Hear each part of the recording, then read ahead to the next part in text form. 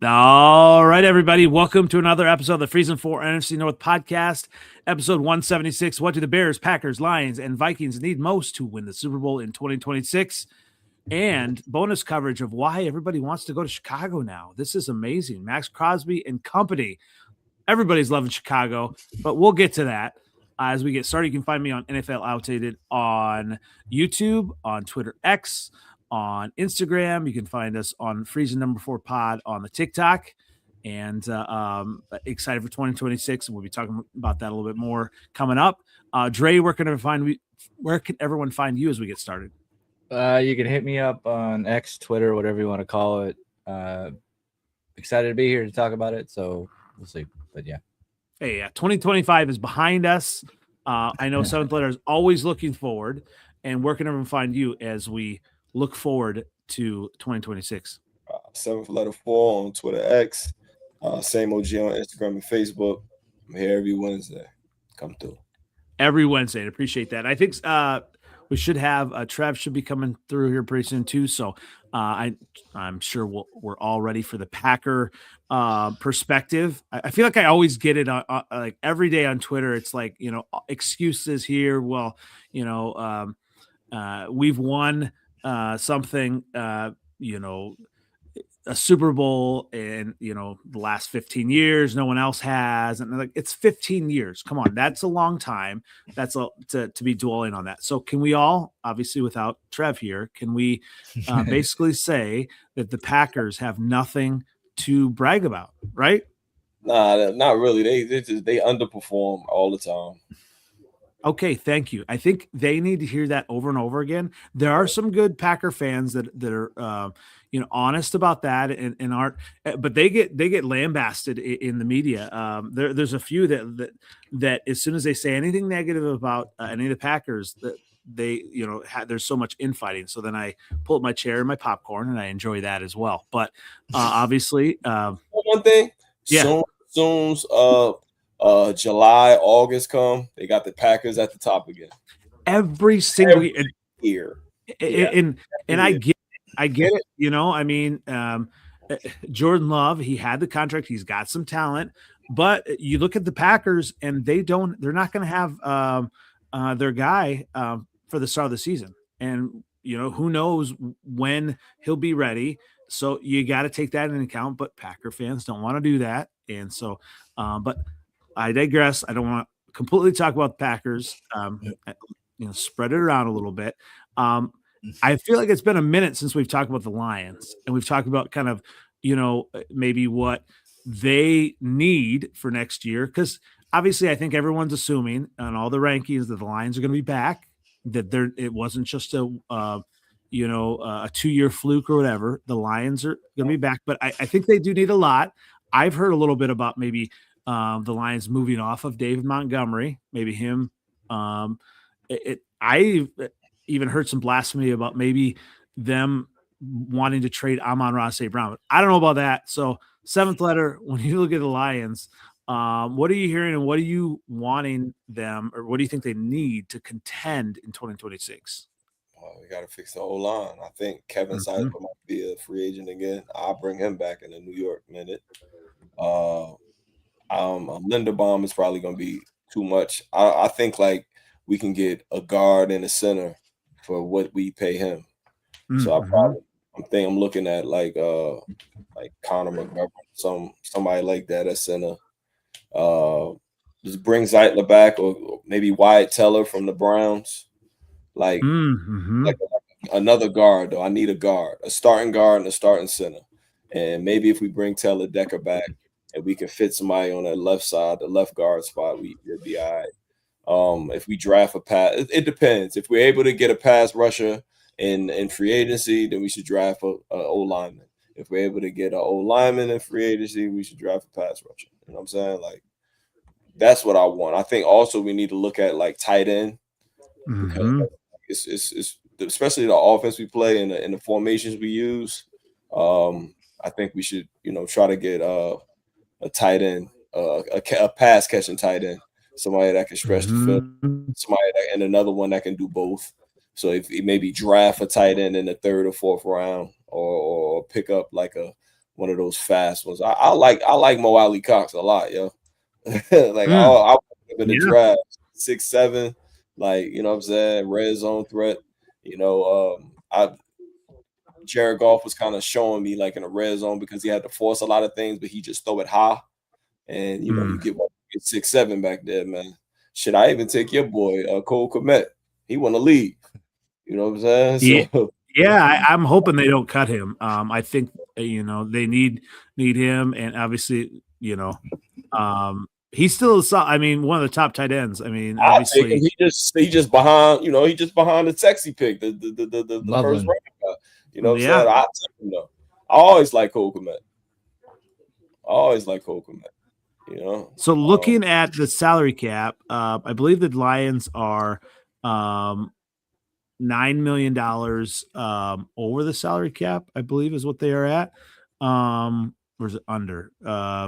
Yeah. So it'll be interesting, you know, and obviously I don't really trust any of these numbers on Spot Track or any of these. Like, ain't no such thing. The cap is a myth. It's a myth. It is. I mean, that's the one thing with these teams. They know how to restructure deals, and obviously a lot of times kicking the can down the road. But I think you know the smart teams, you know, are gonna try to figure out how to restructure the right players. Jared Goff, we can restructure his deal. We can restructure Amon-Ra. We can restructure shit. I think we need to use Elaine McNeil as trade bait. Like I like him, but I just think or he did come off an ACL and he's a big guy, and we just brought him right back quicker than he probably should have came back. So he never got his wheels under him. So maybe I think we get Josh Pascal back this year. We get Levi Onwuzurike back, who we missed. Like these are like big run stopping, and when we couldn't stop the run, it was just amazing to me. Like, damn, we can't even stop the run no more. We can't do nothing. And if we get those guys back this year, I think we'll be able to, you know, our defense will be shored up, and we can win some of those games that we lost. Mm-hmm. Now it depends on if the O-line gels and we're able to run the ball and win in different ways and score in the red zone again. That's why we weren't good this year. Our inability to score in the red zone was just, you know, Jahmyr Gibbs busting a 40-yard runner or J-Mo busting a 40-yard touchdown or something like that. That's the only way we scored. Nothing in the red zone. Which you kind of saying that, you know, it's weird to hear that, you know, I don't know if David Montgomery wants out or if they would let him go, or I mean, he's like, I mean, the back, I think, I mean, other than my guy, Monangai, as far as like short yardage. David Montgomery is better than Monangai. Stop it. He's what? Listen. Not today. Not today. David Montgomery is better than Monangai. Knock it off. Stop. Well, yeah, but I mean, he might be better than Monangai not with the Lions. So somewhere else. Y'all got a good offensive line. Y'all got a good offensive line, and y'all got the way y'all. Monangai he was a steal in the draft. He's a tough runner. Like put some respect on his name. You from Rugg? No, I like Monangai. All right. I like the way y'all play. Y'all play like us. Yeah. You know what I'm saying? You play just I wonder why that is. Making, you know, other than your quarterback holding the ball for 9 seconds. That's the only difference. He makes things happen. Get the ball out. Yours hold the ball for 9 seconds, but you know he box office. You know he box office. I ain't gonna put that. I can't say that he ain't. Your boy, he does some amazing shit every week. He just can't hit no layups. Hey, and we'll get to my team in a little bit here. Obviously, Sports Illustrated, I kind of went online and they listed interior offensive line as number 1, edge. Obviously, you know, opposite Aiden Hutchinson, offensive tackle, safety, cornerback, interior defensive line. They did talk about a tight end because obviously Laporta can't stay injured or can't stay on the field. They talked about a backup quarterback, you know, maybe a younger quarterback to develop as well. I think they've tried to do that. He's a bum, Hendon Hooker. Yeah. I mean, he's older too, so he's a bum, an old bum, a bum. I thought he'd be good. He just, I don't know. Maybe you know Ben Johnson's offense is a lot.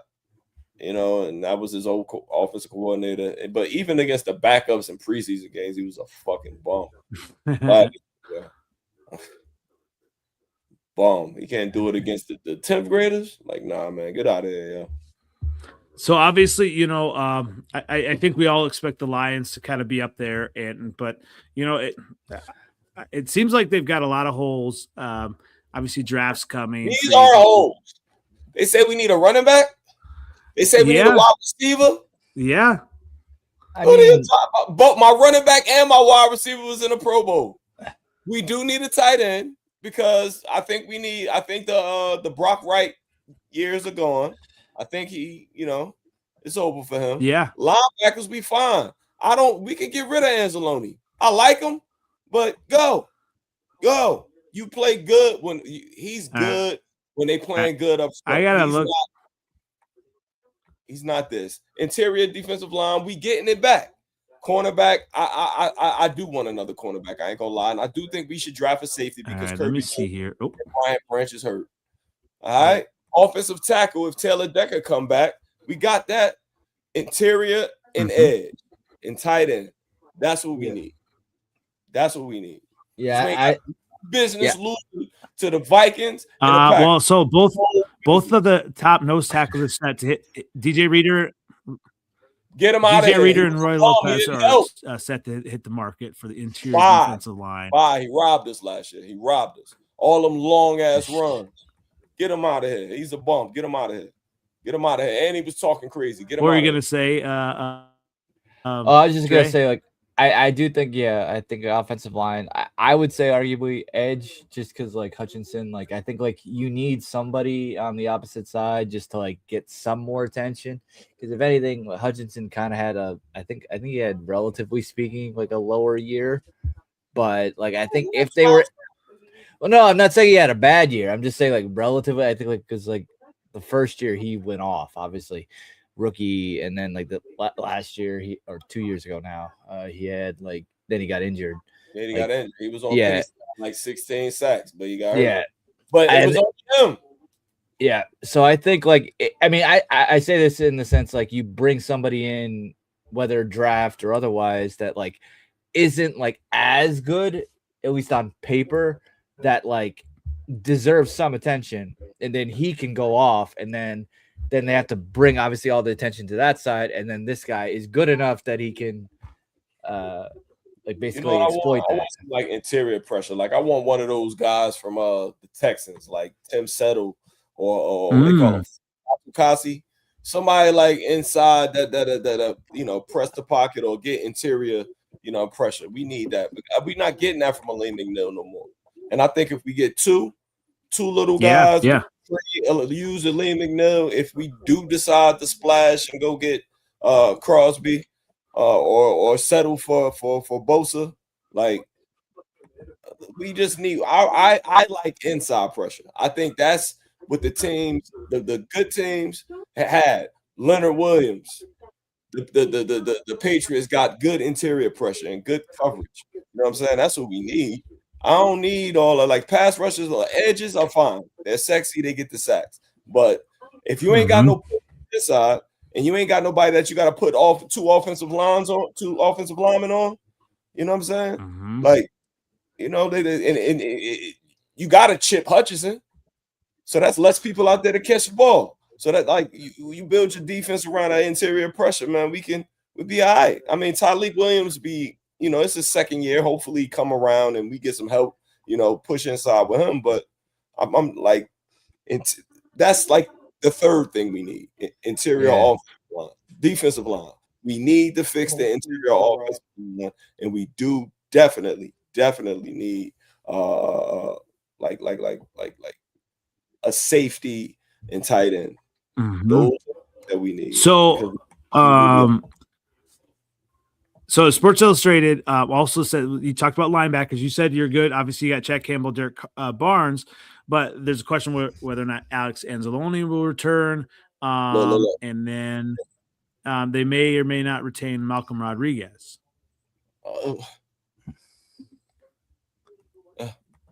That's peace. Bye. Okay. All right. All right. Bye. I don't need no Malcolm Rodriguez. He was good the first year. That's it. He was All good right, the second. right. Good the second year too. I give him second year too. But really the first year he was good on Hard Knocks. We ain't had no linebackers then. Derek Barnes hadn't grown yet. You know what I'm saying? He had a lot of bad influences that for his rookie year with all them bums we had over what's the name era. So do you think, like, kind of going into 2026, because the Lions were down, do you think they might be kind of overlooked by teams, or is it kind of like, no, everybody knows who the Lions are, and I mean, I've seen already. You can't do what? Fake punts. We can't do fake punts no more. They know how my coach give it up. He's super aggressive. Yeah. You know what I'm saying? We win off of. Last year we were too predictable because we had our coach calling plays, and it seemed like everything else kind of fell apart. If we get I think Pretzer is gonna be good for us. I think we'll keep Montgomery. We'll build the interior line, and we'll just start battering ramming y'all again. All you soft. Tell you what, I mean, you can say that, but all right, let's go into my Bears. All right, the NFC North champion Bears. Well, obviously, the news was Caleb Williams was on the Max Crosby podcast, and it was like a love fest. And basically, I think he was saying, hey, he wants to be out of Las Vegas. I think he was saying he wants to be in Chicago. You bring Max Crosby, it's over for the rest. It's over. He just said he wanted to be in Detroit. So when? He said that when did he say that? He said that. He said he wanted to play for Dan Campbell. He's been saying that. Yeah, He's from Michigan. Yeah, but he doesn't have the Lions don't have a sexy quarterback. The Bears do.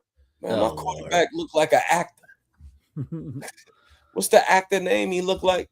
And his wife bad.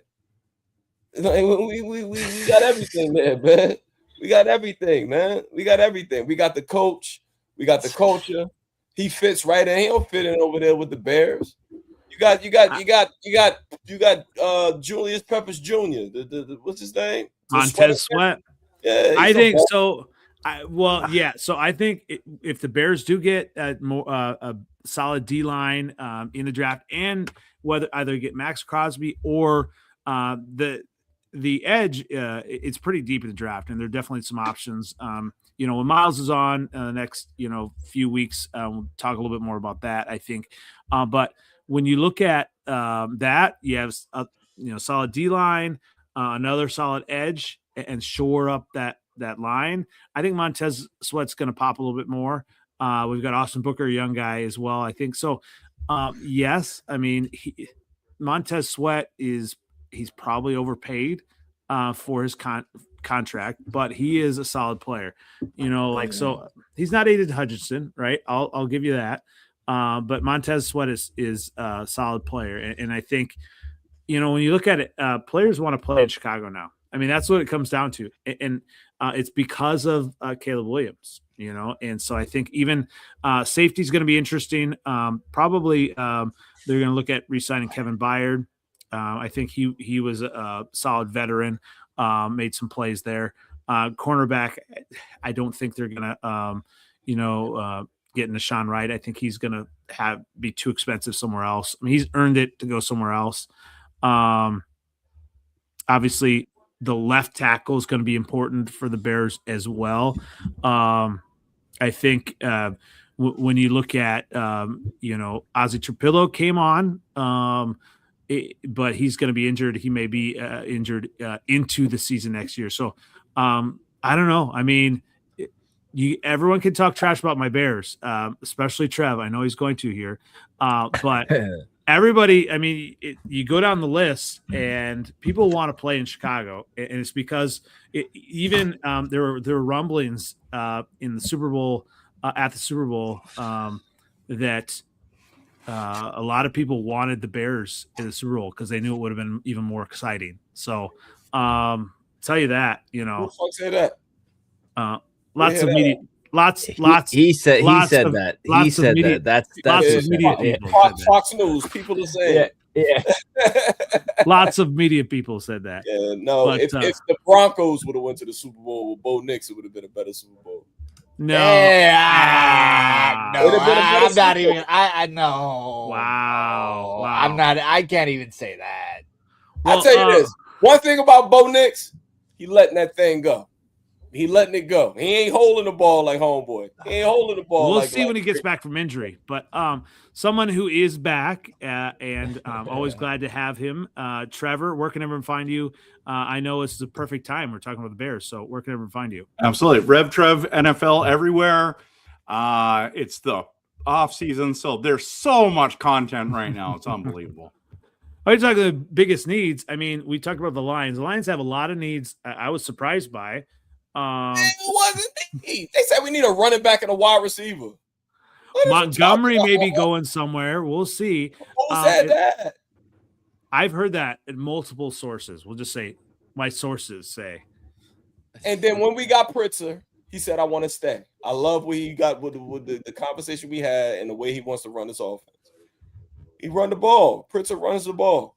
He's all right. He didn't get the ball last year. He wants to, he getting paid a lot of money.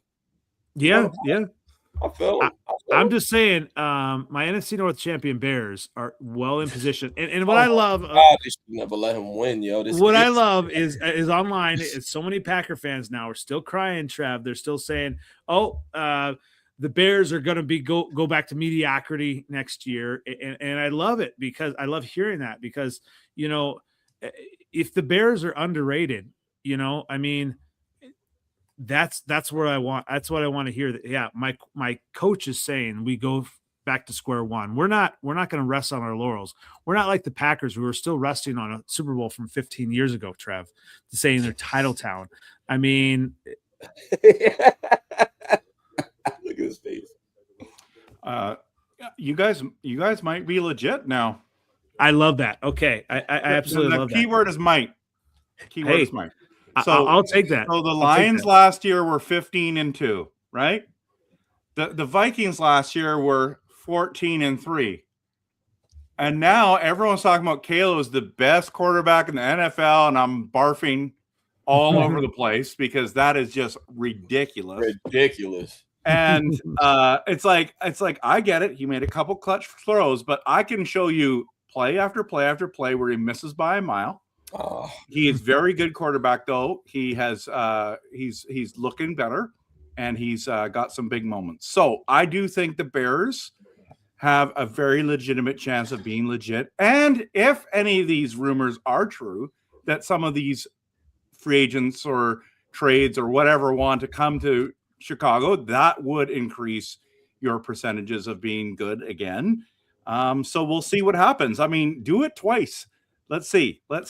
But I don't know. I just don't think that everyone should shoe in that the Bears are going to win the division again. I mean, this division's crazy. It is. But I think the Bears are going to be in contention. They're not going to fall back. Not like the Vikings did. They're not, one hit wonder like everybody wants. You got a quarterback. Okay. No. You got a quarterback and you have a coach combination, which I'm sorry, but the Vikings don't have yet. And you have that set, I mean, Caleb Williams, I love his confidence on that Max Crosby podcast, he's honest and open about, how even critical his coach is with him. I mean, I love that. But then like talking about that throw versus the Rams and just talking through like his process of that. And then even how his coach was like, what are you doing?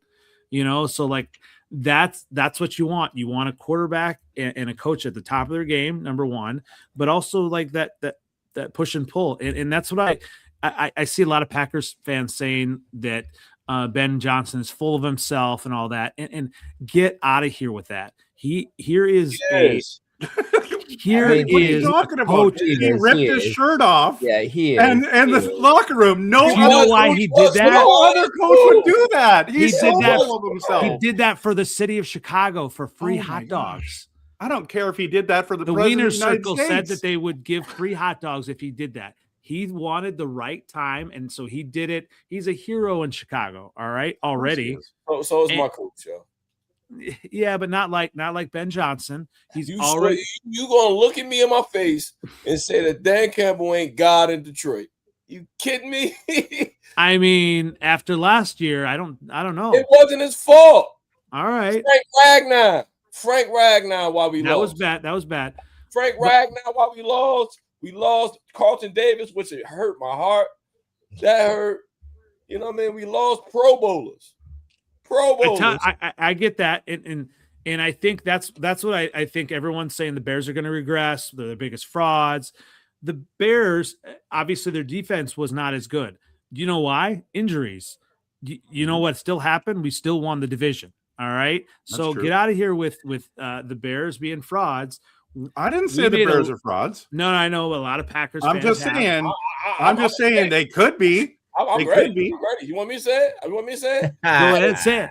Last schedule, lucky as hell. You got all that you need on that team. You got everything you need. Everything.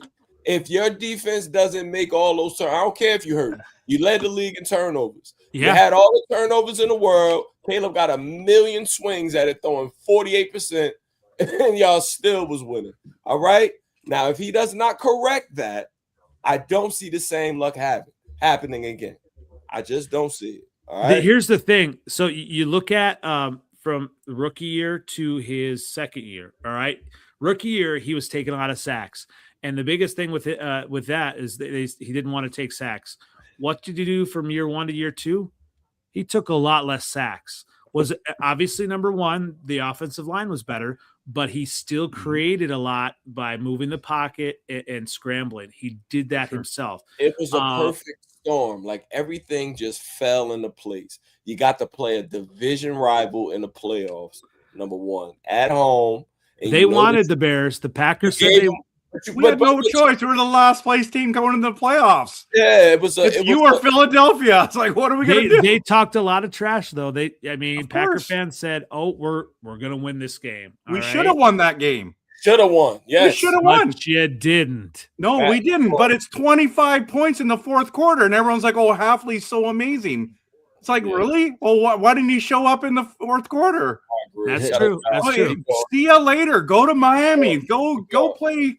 Go try to figure out Miami, bro. Yeah, at the end of the day, you lost to the flipping Bears.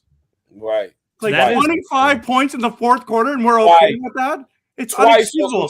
Comeback shit. Twice. Dobbs fumbles that flipping ball. Again, this is I don't know why we can't get an onside kick. You know what I mean? Like, it's not hard. Fall on the ball.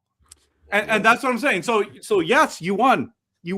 But especially lot of things had to go your way. It's like 20, what is it, against New England and the Super Bowl against the Falcons. It's like, are you kidding me, right? Like, all the things that had to go their way.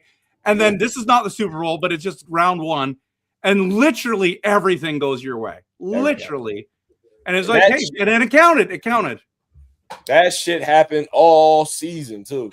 What I love is that current NFL stars recognize, even, Max Crosby said, he told Caleb, he said, you don't realize how good you can be.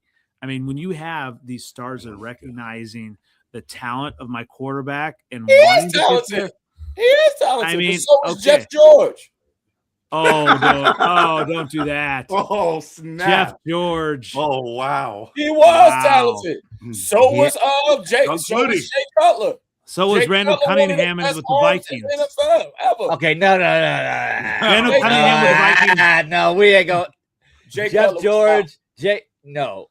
Cunningham was successful with the Vikings. Do you know why he was? Because basically he was told where to throw the ball. That was right. That was but coaching. Like, if you're throwing, Randy Moss can do that for you. Like, yes, I mean, Randall Cunningham was he was a great quarterback for the Eagles. Eagles, yes. He changed the game. For the Eagles, yes. And then obviously later on in his career, he benefited from obviously Randy Moss, probably one of the best wide receivers ever. But he had I feel like he should remove probably out of that statement. Yeah, I mean, Jerry Rice. I would argue there's other better ones than that. I think Megatron's better than him. All right. Well, okay. We'll get to That's all that a different stuff debate for another night. All right. So the Bears, here's a couple things. Obviously, I don't want the Bears to do. I do not want them to trade the farm, whether it's Max Crosby. It sounds like the Raiders may want 2 firsts. If they're gonna get Max Crosby, if it and a big player, so you know what you do, it's a possibility you could do it because you got DJ Moore. So that's I've heard the actual value might be possible to get it done would be this year's number 1 pick and DJ Moore. If that's what it is and not 2 number 1 picks, I'm good with that. I'm also good with keeping DJ Moore, but needing to restructure his contract. It's a lot of money, for him. But hey, I'm okay with drafting an edge. I talked about that, how there are it's a deep draft for that. I do kind of like Trey Hendrickson, but he's coming off an injury. It's kind of the same core injury that Jalen Johnson has been dealing with. So it sounds like that might take a while to really fully recover from. Plus he's 31. Isn't Crosby recovering from an injury too, technically? I'd have to look, but not the same type. Yeah. Okay. So Trey Hendrickson might obviously you don't give up draft capital. And Bradley Chubb's a possibility. They have to do something at edge, and I think they will. Obviously, I don't want them to overspend because I want this to be sustained success, so that we can continue to shut Packer fans up who say, "Oh, it's only a year, it's only a few games of this and that." Well, okay, we have Caleb. I'll take Caleb going to any dogfight with the Packers or any other team going forward. So I am high on my Bears, as you can tell. And you should be. Yeah. You should I be. do think go ahead. Go ahead.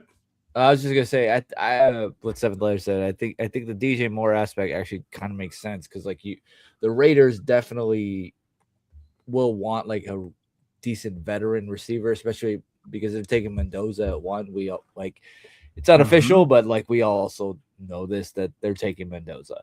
So they're gonna want somebody there who's relatively consistent because right now I don't even know who they're relatively consistent wide receiver 1 is at this point. So they're gonna want that.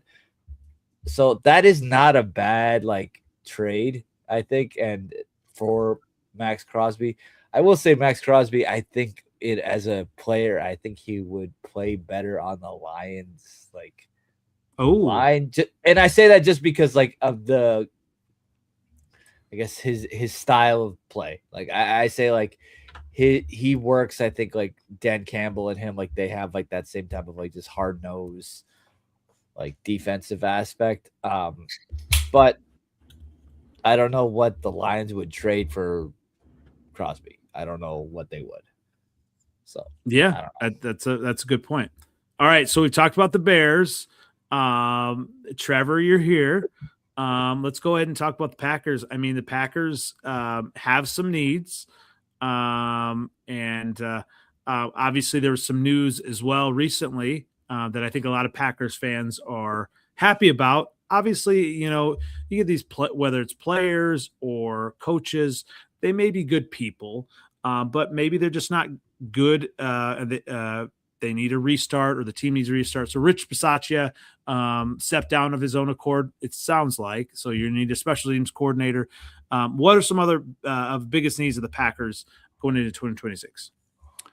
Yeah, I think that special teams coordinator thing is actually a big deal. He might be good in another organization. I'm not sure, but he really struggled with us. So a lot of Packers fans are excited for sure. I think cornerback is one of the biggest needs. I don't think there's going to be much on the offensive side. I don't think we're going to go get a wide receiver. We don't have a first-round pick because of the Micah Parsons trade. So it's going to be cornerback, O-line, DL. You have 2 DLs on there, Andy, so I'm assuming you want us to get 2 of them. Wyatt. Wyatt going down, right? So that was – but if he's healthy, that's fantastic.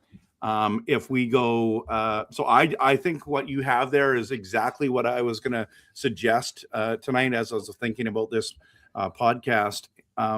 but those are the three big needs. And then it depends on what we need. Like, of course, you can always have more depth, but I think if you get a couple D linemen, a couple O linemen, and definitely a cornerback that has some, punch right away, that's what we need right now. That would be, so I would think depth guys for the defensive and offensive line, but the cornerback would be, in my opinion, the number one area of need that we need to continue to build upon. So, but everything else is really good. Like, honestly, we have a lot of great players in a lot of great spots. And so it's kind of fun when your team's good like this, and it's close, but it just needs to take a couple steps. And hopefully we can find those in the draft. I tell you, I mean, not having a first-round pick, obviously Micah Parsons, we'll see when he comes back. He's not going to be ready for the start of the season. Mm-hmm. I don't know how many weeks he'll miss. Obviously, that's going to be something to watch as well. Yeah, and it all depends on who we buy out and who we continue, all those kind of things as well. There's a lot of conversation that Gary's not going to be back with us, but I think he'll be back. I mean, how do you replace guys like that unless you went and got a Trey Henderson or someone like that? But yeah, I mean, it all depends on what you want to do with your roster. But yeah, there's a lot of good players and there's a few needs. So the other one is what do we do at linebacker? Because are we gonna? I haven't heard any news if Quay Walker is going to get signed back, and I really want them to sign Quay Walker back. I love that guy, and as you guys know, I'm a huge Edgerrin Cooper fan, so I love what he does there. So yeah, I mean, basically, you're saying there's less holes than the Lions have. So I didn't say that, but I'm just talking about the Packers right here. So. Always trying to get seventh letter going. All right. All right. Let's look at the Vikings then. It's going to be interesting, obviously, now, with Kwesi Adofo-Mensah. If, him out of there now, the power struggle is probably over now. So KOC has his way with things. But, I mean, JJ, do you keep him as the starter? I think it sounds like they may go with a veteran quarterback, and the media is saying that all the veteran quarterbacks want to go to Minnesota because of KOC. I don't know if that's true. Obviously, you have Justin Jefferson as well. That would be a better reason to want to go there. So, Dre, what are your biggest needs for the Vikings? I mean, I think, like the media obviously will say quarterback, all that. Yeah, I do think we do need like a good backup either way, even if either way, a veteran would be nice to have, like with McCarthy. Like, yeah, obviously there is the injury aspects of him that is questionable at best is questionable how he's going to play off of that. And so it'd be nice to have a decent vet. And this year's, I know, draft class for quarterbacks, very weak. Obviously, yeah, like I said, Mendoza, he's good, but then it kind of drops off significantly after him. To pretty much second round, second day skill level. So I don't trust that we're probably gonna pick up a vet, whether it's bringing Kirk Cousins back. I'm not totally on that boat yet, but that's an option. Because he's going to be probably in Atlanta. There's also the rumor of Mac Jones coming back. I mean, you have all those. But I thought Mac Jones still had one more year on his contract. I don't know. So you might have to trade for him. I could be wrong. Yeah, I don't know the details of that. I just know that what I see. It's him and Kirk Cousins are the two biggest rumors that I'm seeing from just in general. But I would say honestly, outside of that aspect, the biggest, and I would say in the draft at least, they should go for, which I say honestly every year, is a defensive back. Even more so this year, just because we don't have depth there. And this is the year that we could arguably do that, just because Flores, Like KOC obviously has the final say, but on defense, KOC's not doing anything. It's all Flores. Like he's going to be the one that really picks it. And like we have 3 DBs, I think, right now on contract. We need depth there. So we need like the players that like really can play really well. And then obviously Harrison Smith at this point has not officially said he's retiring, though everything is going there. We need a safety. I think those 2 positions are probably the highest desire. Running back, I think we need something there that would be really nice. Like I think there's a lot of people that are like hoping the guy from Notre Dame, like fall state team. Love. He's nasty, and don't get me wrong, I like him. I don't think he's fallen to 18. It would be really nice if he did, and that they could pick him up. That would be very, very desirable. I think what they're going to try to do, if anything, is definitely restructure Jones's contract, mostly because clearly he's older. He probably doesn't have any more than a few years left, but he has a good locker room vibe at the end of the day, and that is a good thing to have. Linebacker, I am more iffy on, like, if we really fully need that. I think like there is depth that we do need.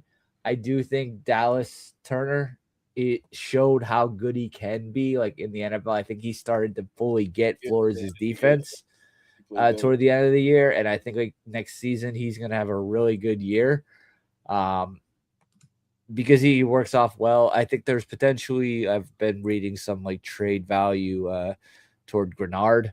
As much as I like him, like I think he's a great player. I wish they could bring him back, but like he has like a lot of potential trade value, and so does Van Ginkel. But I don't foresee them like getting rid of Van Ginkel. Grenard had so many plays this past year, watching him, that it's just like within like a few inches of sacks. He just never closed, but like they were so close every single time that he almost got one. Please get rid of him, please. Please get rid of Grenard. Please. He plays really well, but if they're gonna do some trade value, he has that. And I think that relatively Flores is getting more trust with Dallas Turner, so I think that could happen. Well, VikingsTerritory.com talks about let's see. Maybe this is going into 2025. So yeah. Ivan Pace, you think you're solid with him? I wouldn't say solid. I think like he showed a lot of like potential like early on. Like I have nothing really against him. I think there was clearly some missed tackles and like he had some bad reads. I'm not like against him in any sense right now. I think that he does show prominence, but I think he's a good number 2 linebacker. Like he needs somebody else to kind of like take a lot of attention. Get rid of him too. Yeah, get rid of him too. Yeah. I wouldn't be upset if they got rid of him, even though I like him. I don't want them to get rid of Turner. I would definitely take Dallas Turner over you leave his little ass in the game. Yeah, keep him and get rid of the 2 best people you got. Please. If they kept Dallas Turner and Van Ginkel, I'll be fine. That's how I see it. Grenard is the best player on your team to me. He is good. Yeah, I have nothing against him, of course, but on defense, I think Grenard, he's so disruptive. Yeah, so disruptive. Even if he don't get to the court, he be kicking Teledeka ass every time, yo. He is a headache. He's small. He's not the biggest guy. But just like even when y'all got rid of Hunter, he came in and was a headache from like more of a headache than Hunter. Which is basically just a 1-for-1 trade, pretty much, because and cheaper. Yeah, exactly. Nothing against Daniil Hunter. I really like him. Like I wish we could have kept him like financially, but they weren't gonna pay him. So yeah. So I do have one kind of final question about the Vikings, and then we can kind of go through the rest of the teams about this. Oh boy. But the question is, like, obviously 2025 is in the books. So what did we learn about the Vikings as an organization from 2025. Obviously, the defense has been the focus because of Flores, and it's gonna be. So maybe something has to be done with the quarterback position, or what do you think kind of was learned about the Vikings in 2025? I mean, I think generally we have to be patient. I don't think there's a quarterback even with McCarthy having his issues. I think that any fan out there that thinks that a quarterback needs to come out of the gate 100% and it's just, I guess, breaking expectations. Not every team is going to get that. I think work has to come for it to make them good. I'm not 100% I guess a McCarthy defender in that aspect, but it's early. I can't fully. He's a young quarterback. Yeah, he's young. If we really judged everybody's our starting quarterbacks after 1 year, I mean, arguably Goff is the most successful just because he was he played for the Rams earlier on. Whereas Jordan Love, his first year, I mean, he was on the bench. You have Caleb Williams. He had a weak year relatively, and then he got better after 1 year. This year was relatively weak for McCarthy, and Goff played decently just because he wasn't a first year in the system. So I think generally every team out in the NFL wants the rookie quarterback or even the first year playing quarterback to be the best thing ever. But not every player is going to be that. That's just not how things work. And I think although I think we need patience. Although you had a top 10 quarterback in the building, so can we answer this for the rest of the fans? If the Vikings had Sam Darnold in 2025, they would have won the Super Bowl. True or false? False. Definitely not. Not with that offensive line that we had. Okay. All right. So I'm just kidding. I mean, Carson Wentz arguably was a high draft pick too, and look how he did. I mean, and I say that with respect. I mean, he had to put honestly his body out there. Then he was pushing through that. Even if Darnold was there, even if Daniel Jones was there, it doesn't matter. We could have arguably had Mahomes there too, and it would have been. I'm just saying, with that offensive line, we were mixing it up. We were injured. We were letting people getting sacked. I think 7+ some games, and it's just no matter what quarterback you have, outside of maybe Michael Vick, who can just is a cheat code of a quarterback on when you play him in Madden.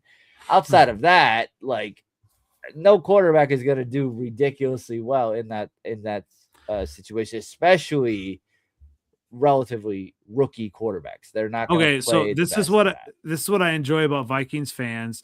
Obviously, if it was a Packer fan, I feel it would be a little different. If Packer fans would still be crying and be, if we had Darnold, if we had this, we'd be in the Super Bowl. If we had Micah Parsons, we'd be in the Super Bowl. But Vikings fans are honest, and they realize that, hey, there are other players, and just because Sam Darnold won the Super Bowl, you guys are not as salty. I'll just say. So I appreciate that. Even though you got all the lakes in Minnesota, you're still not – they're not salty lakes. So – I will say this, that, I mean, I like Darnold. Nothing really gets him, but he's not the reason they won the Super Bowl. At all. Yeah. So, all right. Yeah. So I lobbed a grenade there. Trevor, I'll let you retort on that. Plus, answer, what did we learn about the Packers from 2025? Obviously, their special teams lapses, all of that. So what did we learn from the Packers in 2025? You know what? I kind of like the step that Jordan Love took, especially in the playoffs. Basically, he needed to throw 5 touchdowns to beat the Bears. and he threw 4. And so I like that a lot. I like the progression to him. I still think it's hilarious how everyone just says that we don't have a passing game. And he's like, they continually come to play, and we've got a by committee situation. The one thing that I did learn, and I don't have an answer to, is what the heck is going on with Marshawn Lloyd? Is he's never going to play or what? Because there was a lot of excitement coming out. A lot of promise. And the emergence of Emmanuel Wilson was quite nice to see. That was incredible. But at the end of the day, for us, it was just health. Tucker Kraft was having a Pro Bowl season, and of course, Parsons had a Pro Bowl season, then got hurt. Those are 2 big injuries that sucked. To be honest, it was hard to watch. But we still rallied together, and we were still there. But there were times where was it our first halves were not good, and then we played good in the second half, like whichever way. That has to be shored up. That's what we need to do. We need to figure out how to put the ball, like, to play consistently all 4 quarters. That's what we need to do. Not that we're going to need to blow people out every week, but I'm just saying there needs to be a full 4-quarter effort. That's kind of what I learned from this season. And Josh Jacobs was banged up and still played. What a warrior. So that was a lot of fun. So I'm just talking offensively there mostly, but I think the Parsons injuries were bigger than, like, the Wyatt one was real. Now it was hard to stop the run. It was, yo. I was different. He got hurt. And he's a big boy, man. He is thick. And so, and then what happens is when you don't have that pass rush, the cornerbacks get exposed and that kind of stuff like that. The other thing, though, too, last thing I'll mention, where the heck did Xavier McKinney go? That guy was unbelievable in his first year, and then it was just like he disappeared. He was there. He didn't make any big plays, and that was kind of disappointing because he had such a good year. And then the other guys, like Evan Williams, is that right? Why am I blanking out on that? He had a phenomenal year, but like, what if they both did? You know what I mean? I don't know what happened. He got paid the big money, had a good year, got a lot of press. People are all excited. I even bought his jersey, and now it's like, what the heck? So that was frustrating for sure. Now, did you learn anything different about Matt LaFleur? I mean, I feel like I'm seeing kind of a war between Packer fans, whether he's good or not, and maybe that's the detractors are louder now. Anything you learned about LaFleur? Well, I do understand why Packers fans are frustrated. I mean, offensively, we didn't look like we should have, and some of the things I talked about was just, it has to land on the head coach as well. He has to take some of that, but I'm very happy that we brought him back. I think he's a good coach. At the end of the day, it's like, if you don't win the Super Bowl, you're crap. That's just not true. Mike Tomlin was the Steelers head coach for 19 years or something insane. And it's like, he can't win the big ones. Like, he literally won a Super Bowl for you. And it's like, I don't know. It's like, there's a number of really good coaches. I'd put Matt LaFleur in there. I understand why Packers fans are done, but how can you be done after 1 year? Honestly, it's just too overreaction theater. And I'm really glad they brought him back to just say, hey, let's prove it here. And you know what? It has to be a prove it year, right? It has to be. Yeah. He can't just sit there and pretend like that was okay. But you've been in the playoffs 3 years now, and you haven't won the first round. Oh no, you won the first round with Jordan Love against the number 2 seed with the Dallas Cowboys, and then failed as the 7th seed. Like, you got to be higher than the 7th seed next year, and you got to make some noise. You got like, win a game, win 2 games, and then see you know what I mean? You get on a roll, and it's like, let's go. So making the playoffs, obviously important, but I think Matt LaFleur should have a chip on his shoulder and try to prove the world wrong. That's even his own fan base, for that matter. Yeah, I mean, obviously, if they fired him, I don't know where else they would have gone that would have at least been at the same level. especially if it's a new coach. So, I still like Matt LaFleur. Obviously not as much as my coach, but hey, I think LaFleur is a good coach. What I will say is interesting. Like up till this offseason, I would have said like any person, GM, coach, whatever that signs an extension, minimally they got at least like the season after they sign it, and then maybe like 2 years after they sign the extension, they're good. And then the second season being the hot seat season. Well, the Vikings proved me wrong from that aspect. So the fact that like you signed an extension like last May with Kwesi and he's gone this year. So I mean, yeah, it's a wild thing that like even the win now aspect. So I would have said last year if it was the exact same thing that LaFleur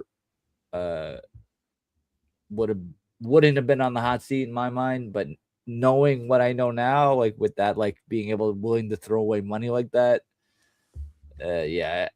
any coach is on the hot seat no matter when they sign the extension, unless they've like gotten far in the playoffs minimally and then gotten into a Super Bowl at that. So it's interesting, like having that knowledge now. So the Lions, obviously, Dan Campbell is kind of the unquestioned coach, and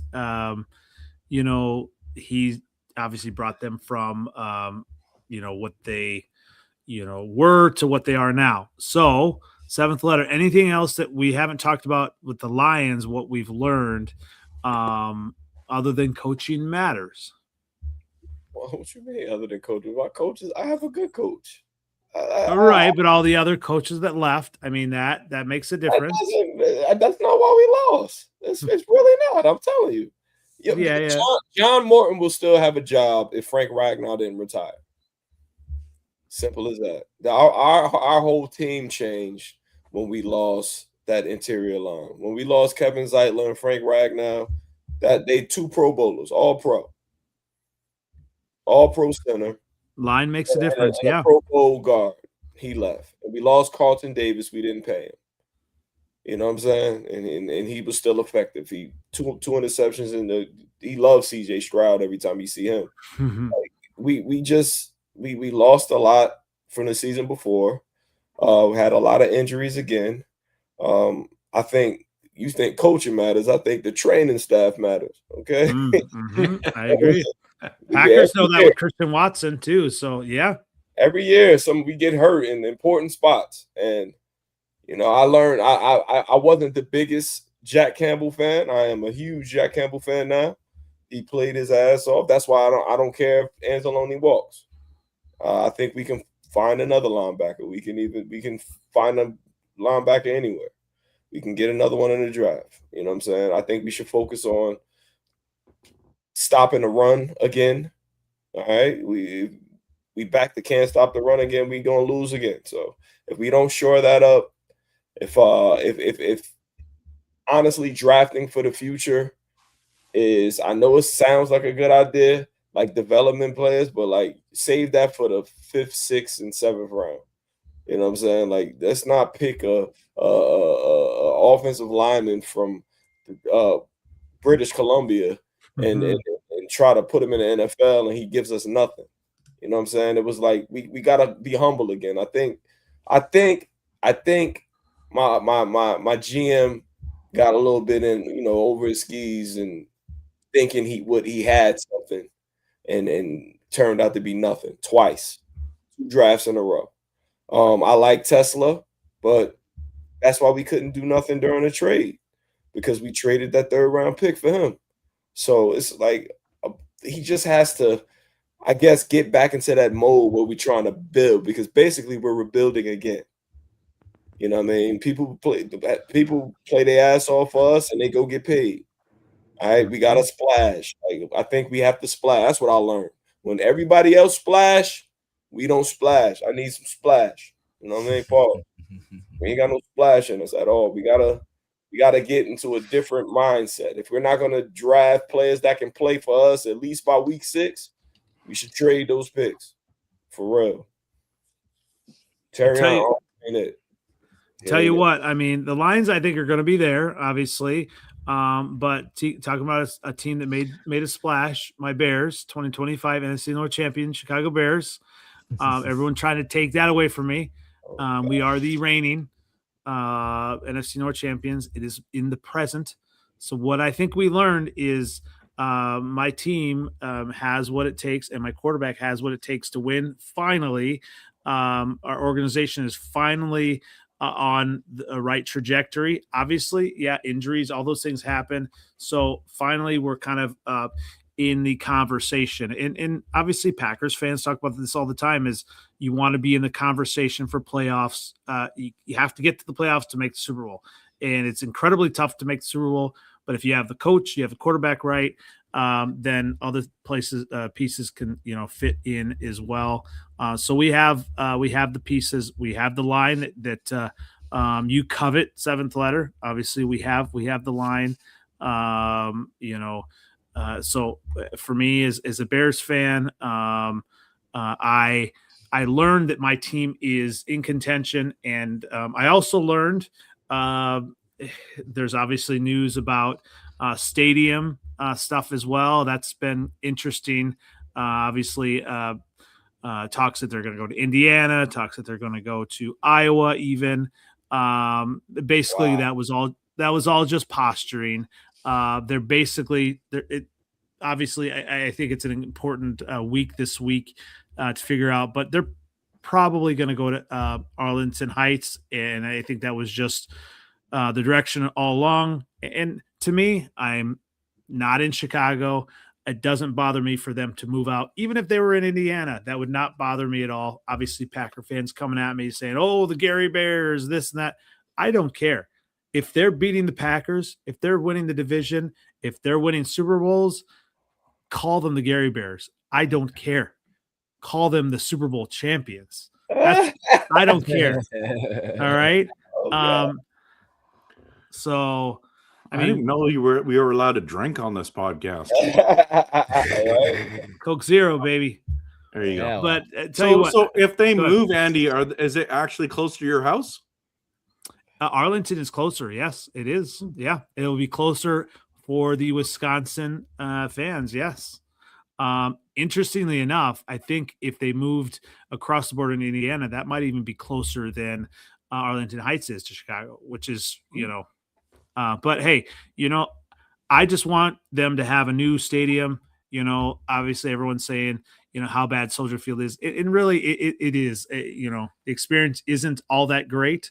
And I'm okay with the dome stadium and all that. But what I learned is the organization is poised to be in contention for championships for years to come. And it's been a while, as you guys know, as you fellas know, that I could truly say that with a straight face. And I'm good with that. So I do have a question for you, Andy, on the dome, the dome feel. Okay. So if you were playing in a dome this year in the playoffs, then it changes a little bit for us and you, because we're used to playing it. But when we're talking about the Rams, you guys would have got smoked by the Rams if you played in a dome. Maybe not. Because that snow was a big factor. I mean, you're talking California. Everyone's relaxing. So I don't know if I was Chicago, I don't know if I would do a dome. That's what I remember. He was talking this stadium before with the dome. Like, yeah, go ahead, get rid of that home field advantage. Maybe not. But hey, obviously Caleb made things happen, and that's what you want. I think regardless, elements would be the same for both teams. All right. And, Stafford had issues. He had issues with his hand. So, maybe Stafford's not that great then. I don't know. Stafford, we're talking MVP here. Here's the thing. But if Stafford's the MVP, and the elements are an issue for him, I mean, they weren't an issue for Caleb. So and they won. That's the point. The elements were against them, and they won. If you didn't have the elements, I think they would have swung you. But so anyways, you're telling me that Caleb is better than Stafford. Is that what you're saying? I'm not saying that. I did not. You always put words in my mouth. Okay, here's the other thing. This is the reason why they're actually doing a dome. Yeah, because they want the Super Bowl to be hosted in Chicago. End of story. Absolutely. But losing that home field advantage does suck. For sure. You say that, yeah, but I think that would help us offensively as well. We get Luther Burden. We got some speedy receivers. So Luther Burden did jack squat in the playoffs. Go look it up. Look it up. Yeah, he was also. We're talking jack squat. So I don't think that makes any difference. Your other receivers look really good. I mean, there were the elements. Don't worry, I got lots of content coming about that. So you got. I mean. DJ Moore would have done better. I mean, offensively, so obviously everyone wants to throw shade, cold water on my Bears and say they're a fluky team. But hey, you have a quarterback and you have a coach. Ben Johnson could have done a lot of other different things offensively. And he even McVay said that he got out-coached. So I'll take that. Wow. I'll take that. That's impressive. So he did. The thing is, I feel like you're trying to make stuff up. Okay, you're like, oh, you guys are saying this, and I'm like, I'm not saying that. I understand Packers fans are going after you. The amount of Packers fans that follow your content just to troll you, you troll them. It's amazing. It's amazing. It's good for your brand. It's awesome. It's beautiful. But I don't think every Packers fan says the things that some of those guys are saying to you. And so I understand you can say, well, Packers fans have said this. And I'm like, I didn't say that. I'll tell you one thing. I'll give you a compliment, Andy. Okay. Your Bears and the Patriots had the biggest turnaround last year. That was shocking how they turned their franchise. Both had the easiest schedule. I'm not saying you're wrong, seventh letter. I'm just saying from the record they had to the record they finished with, unbelievable, very impressive. Well done. That I did not see that coming. All right. Well, then you say that. Which team would you trust to replicate that? The Pack or the Bears or the Patriots in 2026? Oh, I had to pick one of those two crap franchises. Well, you said. Let me just think here. Is Diggs coming back? Yeah, I don't know. Diggs might be in jail. Yeah. Really? Okay. So. You know allegedly. What? It probably would be the Bears if you compared those two, but I do like the Patriots defense a lot. So I'm not saying the Patriots what do the Patriots need to be successful? They'll need a wide receiver. They might need a running back. I mean, Trevion Henderson's pretty good, but I don't know. Maybe that's a bad cake. What are they going to add to that roster? They're close. They're pretty solid. Yeah, but do you trust Drake May when it matters? I think he folded in the Super Bowl. 100%. He played terribly in the playoffs, but how do you get him to play better? He had it. I don't know if he has it. I think he lucked his way. Talk about elements. He lucked his way into the Super Bowl. 100%. He should not have been in the Super Bowl. The Broncos should have been there. The Broncos were almost there with a backup quarterback. For sure. I agree with you 100%. Here's the thing about Drake May. He had a arguably MVP type season in the regular season. That we're not talking about a 3-game window, a 4-game window. We're talking about, 18 weeks, 17 games. He looked pretty good. So what I'm saying is, he, under the pressure, he cracked. Okay, I want to pause you there for a second. We're talking about Caleb. We're talking about Drake May. We're talking about Bo Nix. All these young quarterbacks gaining experience. What are they going to do with that experience? So if you Caleb's going to take a step, then why can't we say Drake May's going to take a step? Because I want to take a pause. Obviously, seventh letter, you guys all say this, that Caleb Williams benefited from a soft schedule. Drake May faced it was a historically soft schedule. Bro, I agree. You like Drake May. I don't like Drake May. I don't like Drake May. Oh, all right. I don't like Drake May. So that's obviously MVP, but it was historically easy schedule compared to, right? I mean, obviously it was. So I mean, I gotta look at this again. I'm sorry. I tell you though, I mean, anybody that talks about how Caleb is going to kind of be Mitch Trubisky, I'm sorry, but some of the top defensive players in NFL, we're not talking about Mitch Trubisky the way they talk about Caleb, and they know football. I'm going to trust these players that recognize how good Caleb is. And like, if you have a quarterback, I mean, obviously Jordan Love's in the conversation. And that's why I think the Packers are always off-season like darlings, seventh letter. It's like, oh, we love Jordan Love every single August. So I'm just looking at the Patriots' historically bad season. If I'm looking at the right thing here, okay, so they beat the Chargers 16-3 in the playoffs.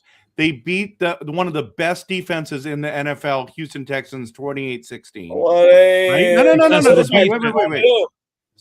So, and then Denver, it was the snow game. They didn't have their quarterback. But if you go into the season, they lost week 1 to the Vegas Raiders.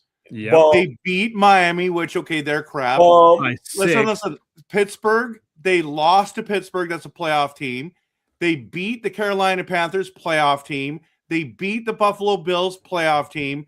They beat the New Orleans Saints, who were fighting for the playoffs until the last week. Yeah, Titans, crap. They beat the Titans. They beat the Browns. They beat the Falcons, again, a team that's there that was in the mix until the end. They beat the Tampa Bay Buccaneers, who made the playoffs, right? They beat the Jets. They were crap. They beat the Bengals. They were crap.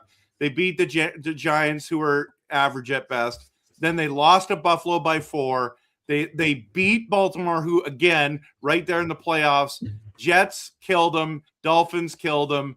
And I mean, when you start looking at it, it's not as bad as you think.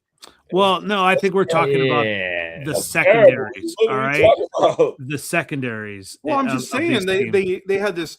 He had a. I understand you don't like Drake May, but they went and played and beat good teams. Like, they beat some really good teams. I've been told Cincinnati's a horrible team of course. So they played them one time, and did they lose? Didn't they lose? Did I say they lost? They won that game, but that's I think what we're talking about Drake May and the difference between, like, obviously it was the Vikings scored 40 on them. So when you look at Drake May, the secondaries he had to play, the Titans were not good at all. The Saints, obviously, their secondary not good. Raiders, Dolphins, the Jets, Giants. These are not good secondaries, and that's why I think, yes, he performed, but he got yards against easier defenses. And obviously, I hear Packer fans online trying to, throw shade. Oh, Caleb only came back against bad teams. And I said, okay, well, he came back against the Packers. So, which is that's just a dumb excuse, right? So, like, they're grasping at straws. At the end of the day, you guys beat us. That's the end of the story. Does Caleb Williams have a lot of growth? Absolutely. I'll take that. NFC North champions, one playoff win, almost a second. I'll take that. All right. But he made a stride, Andy. That's the thing. Absolutely. That's what you're excited about, and you should be. Absolutely. And I think we're all excited. Eventually, one of our teams is going to be in the Super Bowl, I think. Hopefully 20 next year. But appreciate everybody kind of listening tonight, and lots of great banter. More coming up in the offseason as well. As we close out, where can everyone find you, Dre? You can hit me up on Twitter X. It's at Skullman Sports. Love talking, honestly, Minnesota sports generally speaking. But right now it's Timberwolves stuff. But yeah, I love coming on, even off season when we lose, whatever. But we're not at the bottom, so I'm okay with it. Oh. Someone who is at the bottom. Seventh letter. Where can everyone find you? What a letter 4. Twitter X. All right, you got it, Dre. I get it. It flipped. A left hook I didn't see coming. It flipped. He's so nice, That Minnesota nice. A wolf in sheep's clothing.